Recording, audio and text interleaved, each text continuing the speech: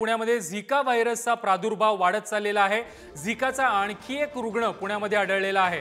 आतापर्यंत 7 जणांना झिकाची लागण झालेली आहे। लक्षणे दिसल्यास तात्काळ उपचार घेण्याचं आवाहन आरोग्य विभागाकडून केलं जात आहे।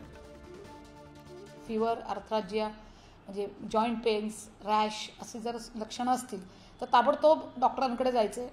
अंगावर हे दुखणं काढू नये। त्याचं कारण हे की तुम्ही आम्हाला लवकर कळवलं तर आम्ही लवकरात लवकर डासांचं त्या एरियातले निर्मूलन करू शकतो। महानगरपालिकेच्या आरोग्य संस्थांना संपर्क करावा जर अशा लक्षणांचे रुग्ण तुमच्या आजूबाजूला असतील किंवा तुम्हाला सुद्धा ही लक्षणं असतील तर।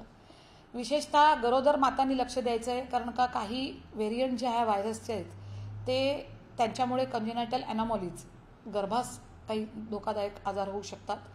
तर त्यासाठी एनॉमली स्कॅन सोनोग्राफीमध्ये जो केला जातो ते मॉनिटर करायचं आहे।